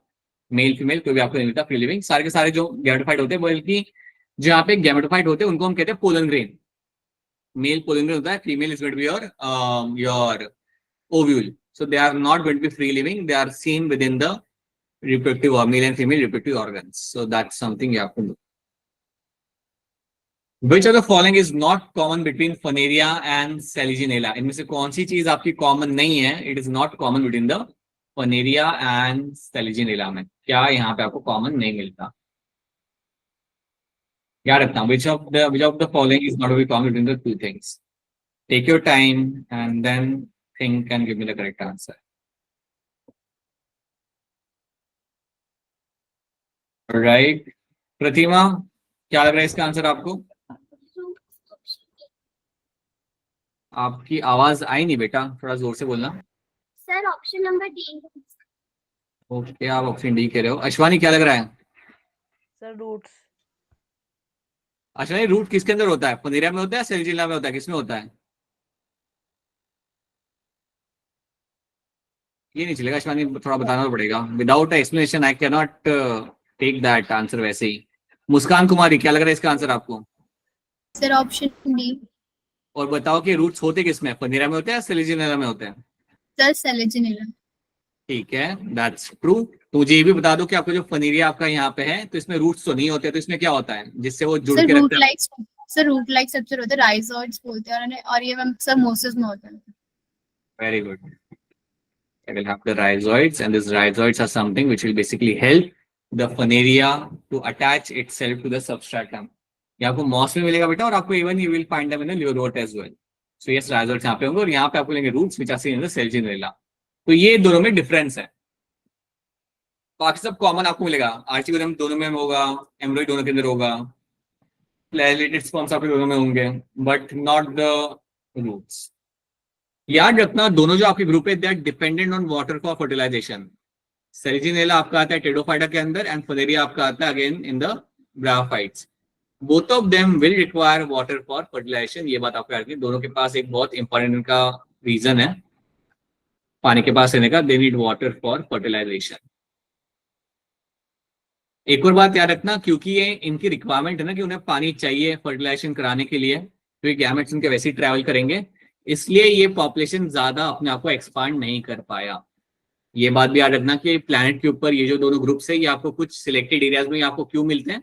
बिकॉज उनकी एक बैरियर है उनके लाइफ में, या उनके लाइफ में ये एक इनिबिशन है कि they need water for fertilization, so you can not find them growing away, far away from water channel. तो ये बात आपको यहाँ पे याद रखनी है। So that is the story of my Selaginella and Funaria. ठीक है, एंड इसलिए ये भी याद रखना कि इसलिए जिम्नोस्पर्म और एंजियोस्पर्म ज्यादा डोमिनेंट है, because they have adapted themselves to survive in some of the harsh conditions and they don't need water for fertilization. So that's one thing you have to do. ठीक है, which of the following plant kingdom is called as a amphibian? ये कुछ ज्यादा ही simple है। क्या लग रहा है इसका आंसर? किशोर, क्या लग रहा है इसका आंसर? अरे किशोर बताइए, और जोर से बोलिए ताकि सब लोग सुन सकें। Right, Bryophyta is called as an amphibian of plant kingdom. बिल्कुल सही। Okay, which of the following is correct about viroids? इनमें से कौन सा स्टेटमेंट वायरॉइड के कॉन्टेक्स्ट में आपका यहाँ पे सही है। Which of this statement is true in terms of the viroids? देख लो ध्यान से, take your time, see the question thoroughly. Anshika, Anshu, क्या लग रहा है? Option B. क्या लग रहा है? अभिषेक, आपको क्या लग रहा है? अभिषेक बोलिए जोर से। सलम कुमारी, क्या लग रहा है आपको इसका आंसर? Sir, option B. Option B आपका यहाँ पे सही आंसर होगा। They have free RNA without protein code. They have free RNA and that too without protein code. अच्छा, मुझे आपसे एक बात पूछनी थी, ये थोड़ी सी आउट ऑफ द ग्रिड बात है। आप generally like what do you think when you want to clear NEET exam? आप लोग क्या मतलब क्या सोचते हो जनरली? मतलब आपका दिमाग में ये होता है कि मुझे नीट क्रैक करना है, ये आपके दिमाग में रहता है कि नहीं मुझे नीट क्रैक करना है, या आपके दिमाग में होता है कि मुझे चाहिए मेरी एमबीबीएस की सीट, आई वांट मेरी एमबीबीएस की गवर्नमेंट की seat, and I want to become a doctor, and I want to become a cardiologist, I want to become a, after that I want to do some kind of non-surgical background में जाना है, या मुझे army join करना है, like something like that. You might have a thing, MBBS करके मैं ये करूँगा, ये करूँगी. And third thing is going to be, you actually see yourself in that profession. यार ये तो एक्सपीरियंस करना है मुझे. It's like Muskan Kumari thinking कि यार ये एम्स ऋषिकेश के ईआर रूम में जो काम करते डॉक्टर, वैसा like I want to imagine myself doing something like that. I am working over there. वहां पे मुझे वो कुछ करना है कि लाइक रश है वहां पे, लोग आ रहे हैं, रात हो गई है, I am still the one who is working for 12 hours over there, fixing things, managing things, right. 2-4 residents doctor मेरे अंडर काम कर रहे हैं, something like that. How you understand? Sometimes you think all those things in your head. So what kind of thought process you people have? Is it like cracking NEET? Is like I want to have my MBBS wala seat, or you are someone who actually imagine yourself doing something like what you want to do, which can be anything. So क्या होता है, like what in which category you people fall into? I just want to know generally. ऐसे ही जानना चाहता हूँ. It's not something which has to do with anything. Third.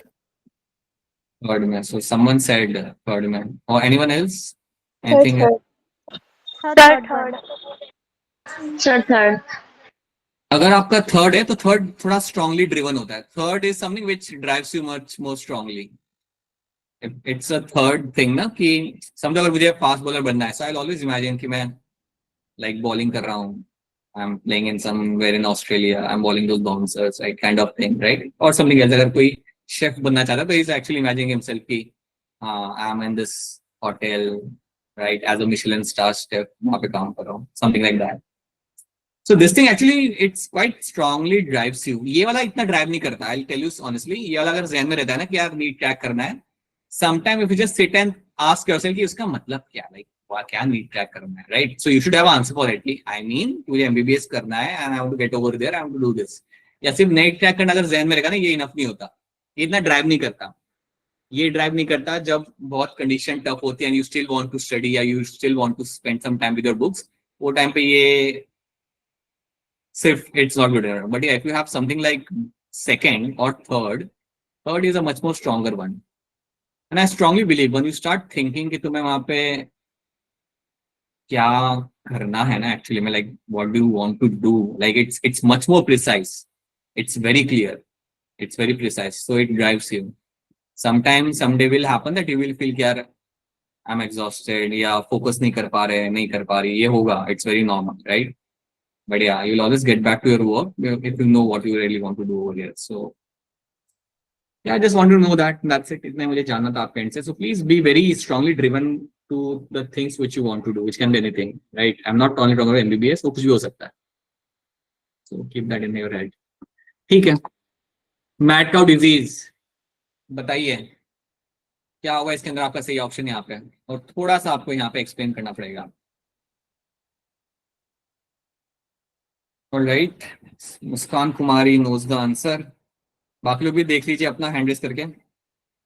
आपको ही मालूम होना चाहिए। प्रियांशी, क्या लग रहा है आपको इसका answer? Sir option B. Option B आपको लग रहा है। मुस्कान, बताइए मुस्कान।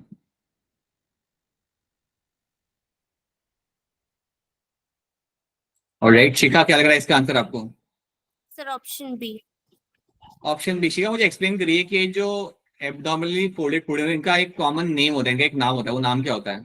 सर प्रायंस नाम होता है। बिल्कुल सही, इनको हम कहते हैं यहाँ पे एज अ प्रायंस। राइट। क्या प्रायंस प्लांट को इफेक्ट करते हैं? नहीं। Prions are only known to be affecting the animals. ठीक है, they are only known to be affecting the animals and they are my abnormally folded proteins. और इसको ये जब होता है ना तो प्रॉब्लम इसके साथ ये एक बहुत सीरियस कंडीशन है। अभी इतना क्योंकि ये स्प्रेड नहीं हो रहा पॉपुलेशन में, इसलिए इतना कोई बात नहीं करता, बट अगर ये होता है it is a very difficult condition to treat. So mad cow disease happens because of a prions, and if at all that happens to animal, it's very rare to find animal recover after that. ठीक है, prions are very hard to be dealt with. So yes, it is your option B यहाँ पे होने का as a correct answer. Which of the following statement is wrong? इनमें से कौन सा statement आपका यहाँ पे गलत है? देख लो ध्यान से and then raise your hand. Which of the following statements will be wrong over here? बताइए हिम्मत सिंह, क्या होगा इसका आंसर? Option A. यहाँ पे देन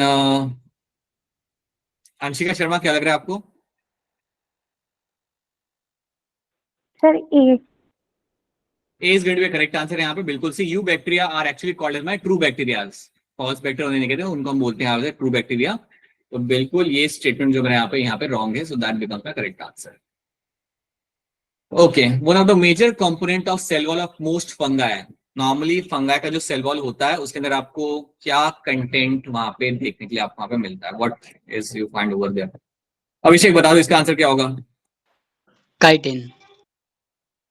काइटिन आप यहाँ बता रहे हो। कोमल शर्मा, आपको क्या लग रहा है? Sir C. Chitin will be correct answer. Chitin is something you will find in the cell wall of the majority of the fungi, तो उसमें आपको काइटिन मिलेगा यहाँ पे देखने के लिए। Right, simple question.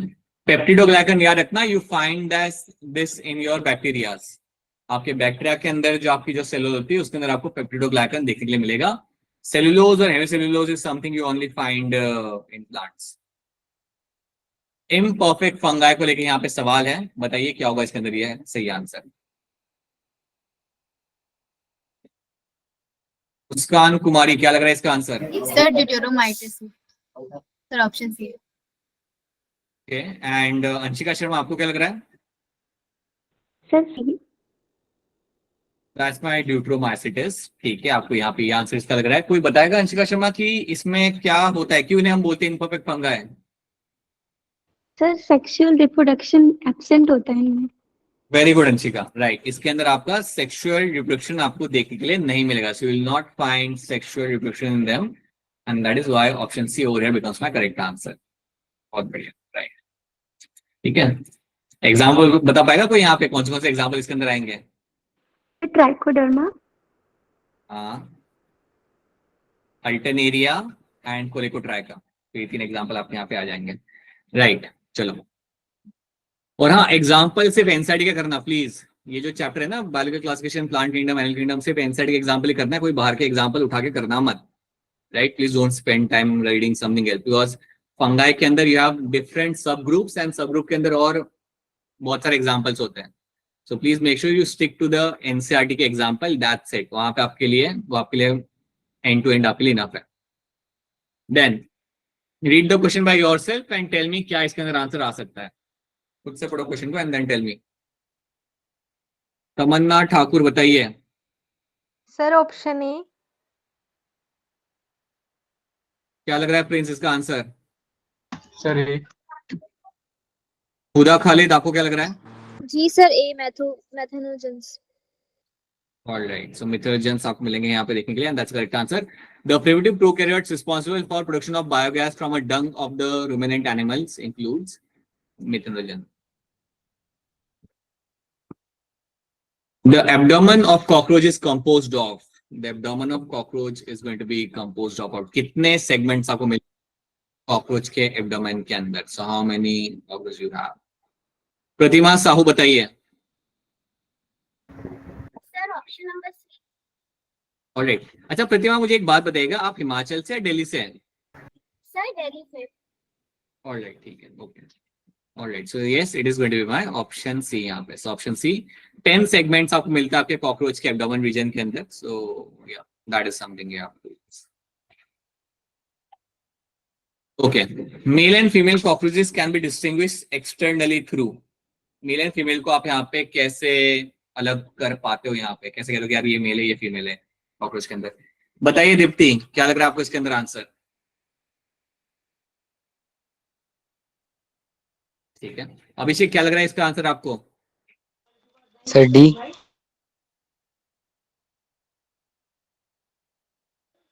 Sir D. अरे बोलो ना फिर, बैकमैन वाला भी बोल दो डायरेक्ट.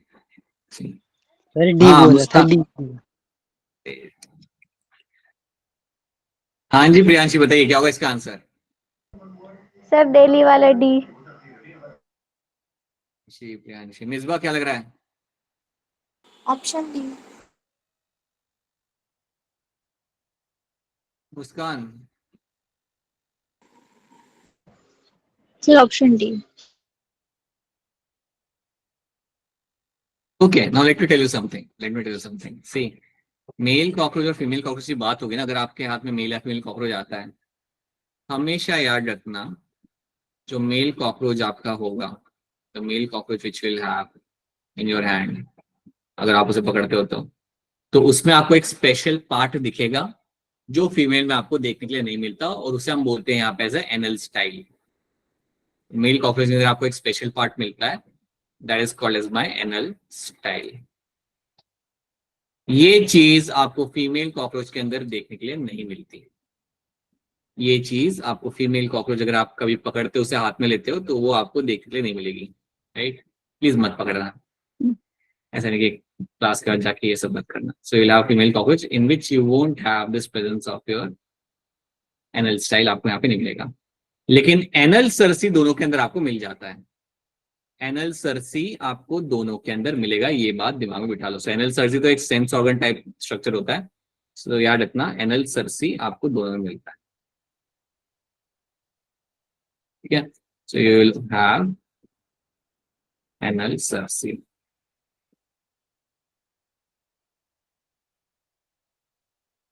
ओके. सो याद रखना यहाँ पे मेल एंड फीमेल कॉकरोच और एनल सरसी दोनों में कॉमन है, बट लेकिन एनल स्टाइल जो होता है, जो उसके बेसिस पे मैं कह सकता हूँ कि यार ये मेल है और ये मेरा यहाँ पे फीमेल है.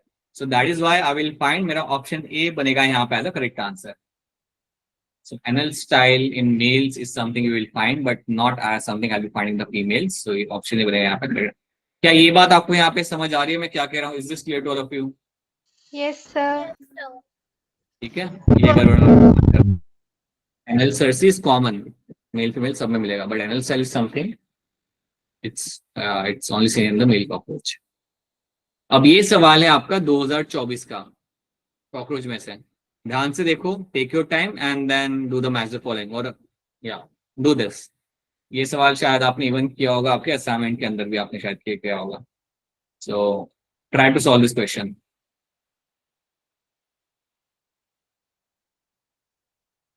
Take your time and then give me the correct answer. कोई बात नहीं, टाइम ले लो अपना.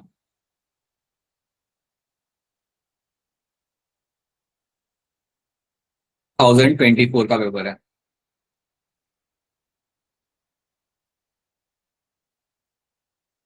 क्या लग रहा है इसका answer Pratima? Sir option A. Muskan क्या लग रहा है आपको? Option D.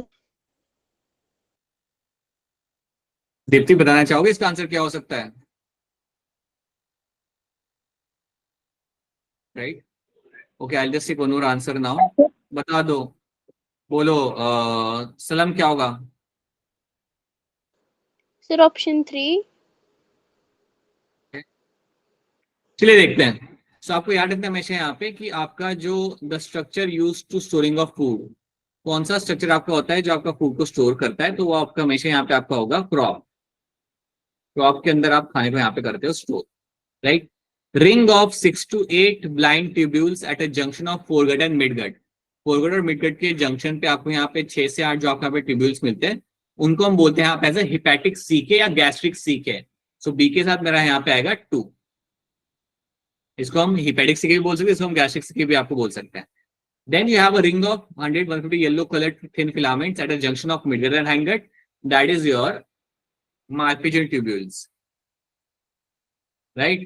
6 and 3 आ गया, and the structure used for grinding the food, that is going to be your gizzard. Option A बनेगा यहाँ पे the correct answer. अब याद रखना 2024 के पेपर में कॉकरोच में से सवाल आए थे, इसलिए आपके लिए प्रायोरिटी कैसे होनी चाहिए। आपने एनुअल टिश्यू आपने कर लिया, फिर कॉकरोच पे ध्यान देना, फ्रॉग और टॉन्ग को इग्नोर करो फिलहाल के लिए, because even though they have changed the syllabus, they are still asking question from the cockroach, that is why you have to know that thing, ठीक है। Alright, in both the sexes of the cockroach, a pair of jointed filamentous structure called anal cerci are present. उन्हें बोला कि एक anal Cersei नाम का structure आपको मिलता है दोनों के अंदर, दोनों सेक्सेस के अंदर। कौन से सेगमेंट पे आपको ये मिलता है? Eight which segment I be finding them? This is something I be finding in the segment, नहीं मालूम मैं बता देता हूँ आपको, this is something I be finding in the segment 10। अच्छा, याद रखना कि कल के पेपर के अंदर अगर कोई क्वेश्चन टफ लग रहा है ना, या लग रहा है कि यार ये बहुत आंसर आ नहीं रहा इसका, तो उसे मत सॉल्व करना, like only solve those question जो आपको आते होंगे।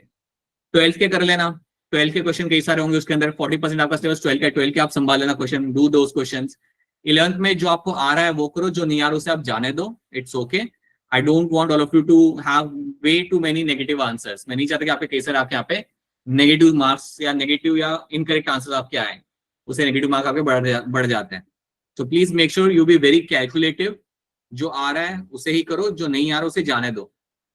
I am more than happy अगर आप बायो के अंदर अगर आप 215 से लेके 220 तक भी अगर आप स्कोर कर रहे हो ना, I am okay with that, ठीक है। इसके बियॉन्ड ला रहे हो तो बहुत अच्छी बात है, राइट। आई नो कि ये कुछ ज्यादा स्कोर है नहीं, बट बिकॉज ये आपका पहला एमटी है, आई डोंट वांट कि आप बहुत सारे गलत करके आपका स्कोर बहुत नीचे आ जाए। सो इतना या इसके ऊपर आप स्कोर लेके आओ, बट इतना तो मैं एक्सपेक्ट करता हूँ कि इतना तो आप कम से कम लाओगे, कंसिडरिंग 12th है and then you have the 11th as well.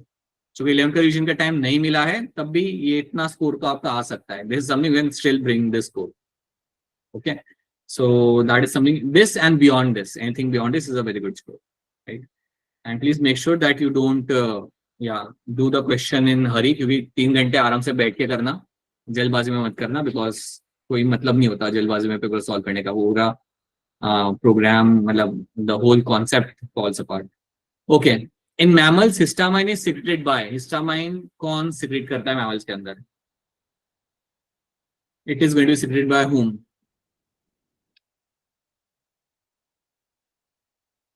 It is something secreted by, और मिसबा बताइए। Option D.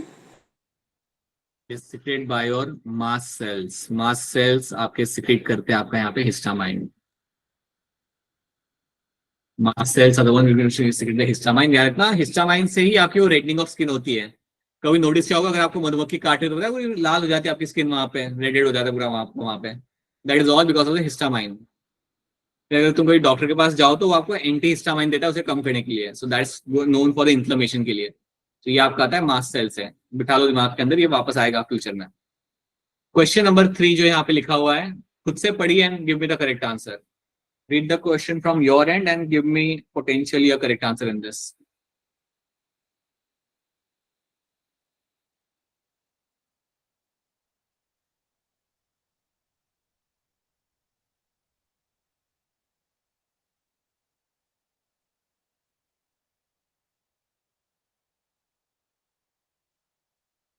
क्या लग रहा है अभिषेक? Sir, fallopian tube and bronchioles. A. Okay. मुस्कान आपको क्या लग रहा है?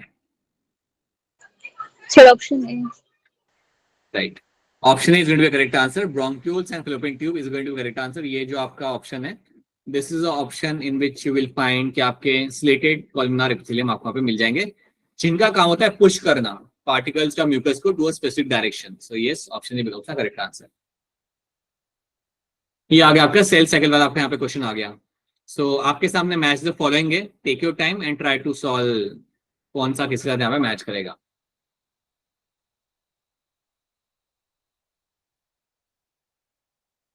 लीजिए टाइम लीजिए अपना।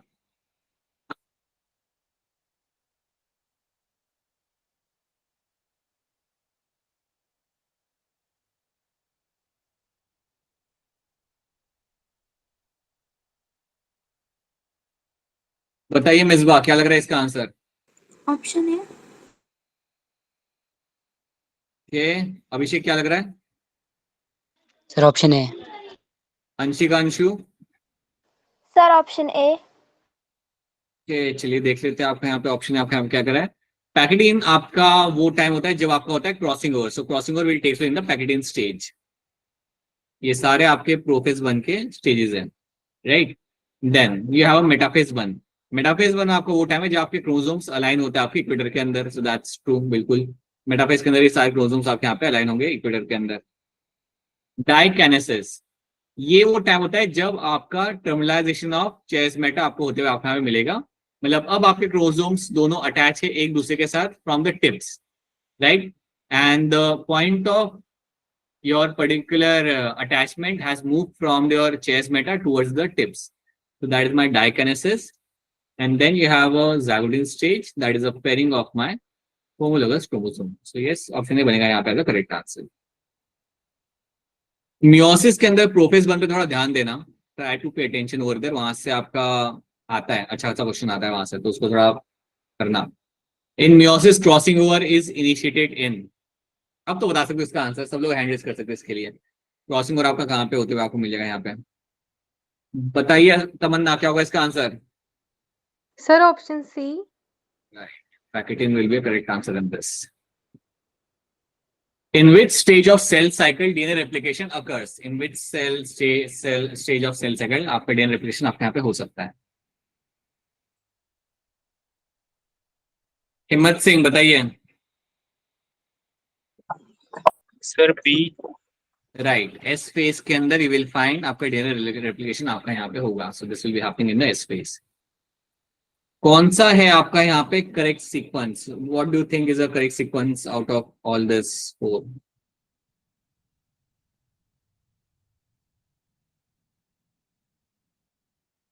क्या लग रहा है अभिषेक? सर ऑप्शन ए है सर इसका। रिडंस सही है आपका। ऐसे क्वेश्चन भी आते हैं, ऐसे क्वेश्चन में तो आप 30 सेकंड्स भी नहीं ले सकते, फटाफट करके बबल करके आप आगे बढ़ सकते हो। G1 फेज है, S फेज है, G2 फेज है, and then you have M phase. These are the questions we have done. These are the few questions we have done आज के रिवीजन के अंदर। और इसके अलावा कुछ क्वेश्चंस आपके यहाँ पे हैं इन टर्म्स ऑफ योर एवोल्यूशन को लेके, उनको आप अपने एंड पे आप आराम से देख सकते हो। जैसे have a look at them later, बाद में इसके अंदर आप उन्हें देख लेना, राइट। कल के डेज का याद रखना instruction, please make sure that you don't over attempt some questions, right. अगर नहीं जानते कोई बात नहीं। आप में से काफी बच्चों को लग रहा हो कि यार 11 पे मेरा ग्रिप नहीं है, या जो भी हुआ ड्रिल उसमें मैं आंसर नहीं दे पा रहा, नहीं दे पा रही, it's okay, right. Things will work out, we will work out on things and you will find able to answer this question. So yeah, कुछ लोग सोचे कि सर हम तो लेट ज्वाइन किए हैं, क्या होगा? Again, don't worry, everything will fall in place with the course of time. सब हो जाएगा। So ज्यादा वो मत लेना, don't take it on yourself, right? Yeah, please don't do that. कई बार ऐसा होता है यार अब तो हो गया, ऐसा मत करना, ठीक है। So yeah, that is something we have done. Now we'll catch you again on Monday. अब मंडे को जब हम लोग मिलेंगे तो we'll start in the new chapter human health. तो जो भी असाइनमेंट मैं शेयर करूंगा ना एवोल्यूशन का, वो हो सके तो कर लेना, like just do that before the class if possible, do the class, और बाय ट्यूसडे डू दैट, ताकि थोड़ा सा और like you have grip on this chapter. आपके 3 बड़े चैप्टर आपके यहाँ पे हो चुके, evolution, molecular basis and principle of inheritance. तो इनको भी हम रिवाइज करते रहेंगे ताकि आपको हमेशा याद रहे जो भी उसमें कराया गया है एंड आप क्वेश्चन सॉल्व कर पाओ। These are like 3 big chapters. एक बार ये हो जाता है ना, उसके बाद चीजें it's like very much downhill, बहुत ज्यादा कॉम्प्लेक्स नहीं चीजें। It's like few things are there, but उसके अलावा बाकी सारे chapters like very quite less time consuming. So या that's the thing. Alright people, so that's it from my end. अगर कोई सवाल है तो बताइए, अगर कोई क्वेश्चन है आपके एंड से तो बताइए। If you don't have any kind of question